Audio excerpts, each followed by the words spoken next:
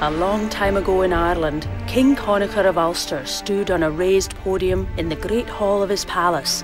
The day was over and it was now twilight, the beginning of Samhain. More than 1,000 people gathered in the king's hall, and the uproar was joyous as the king's servants prepared for the first night of the feast.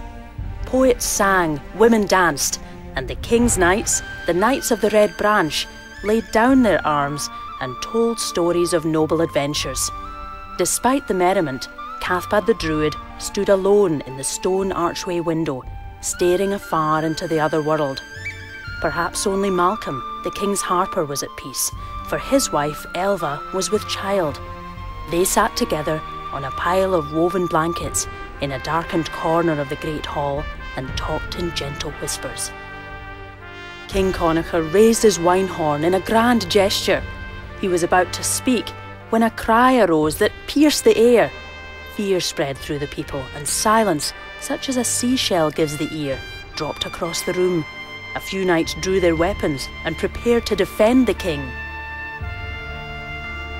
"Do not stir," commanded the king. "Take not one step until the cause of that noise be known." Cathbad stepped forward into the great hall and raised his staff. He removed the hood from his cloak, and his silver hair reflected the candlelight. His face, wrinkled as a winter apple, looked up slowly, and he said to the king, "I have been observing the clouds, the age of the moon, and the posture of the stars this week." He walked to where Elva lay, for it had been discovered that it was the child of her womb that had cried out. He placed his hands over Elva's stomach and spoke of the child's future. "This is no common child. She is a child of great beauty, and her name shall be Deirdre, and from her beauty will arise a sharp sword to split the tree of Ulster. Kings will seek to marry her, and this will lead to disaster. The Red Branch will divide itself, and there will be warfare because of her." Having spoken, he retired again to his contemplation of the skies. "Kill the child!" cried one of the knights. "Is the life of one child worth the destruction of many? What say you, King Connachar?" The king knew the druid's prophecies to be accurate, but his curiosity about such extraordinary beauty overcame him. He spoke calmly to the people. "It is not good for Elva to see her child die before it is born, and I must not bring pain to the hearts of my guests." Many people stirred and murmured to one another, not persuaded. Connachar raised his left hand for silence. "This child will be born," he continued. "I will have her raised in a secluded place, and I will marry her myself when she is grown. As my charge, and then as my wife, she will be unable to cause harm. In this way, I will defeat the prophecy."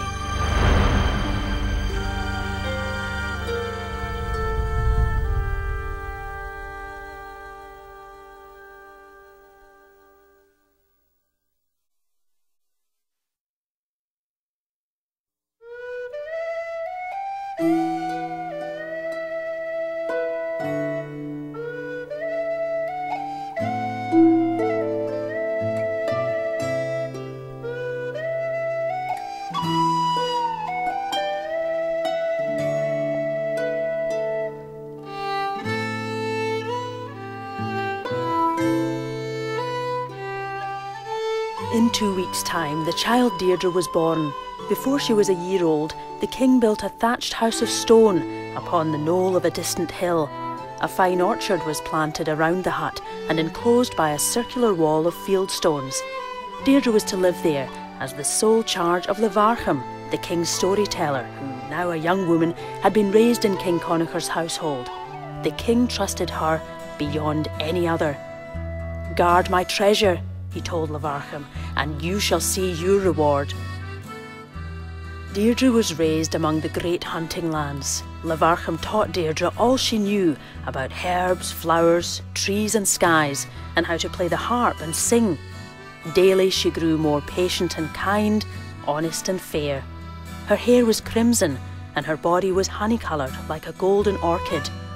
Only her cheeks and lips and fingertips were coloured by faint carmine. To gaze upon her was to find one's gaze slipping, grasping for a hold on some part of her that was not in balance with the remainder. She fired the imagination with a look or gesture which gave meanings to common things. Let her kneel and stroke the head of a fine hunting dog, and you felt that there was goodness in all animals. Her heart grew strong and revealed its quality in her body. One day in the autumn of her 15th year, Lavarchem told Deirdre that she was to marry the king the following year. It saddened her, and she grew despondent. When Lavarchem saw her distress, she said, "But you shall marry the king. This is to be the honour of your life." Deirdre merely sighed and refused to eat.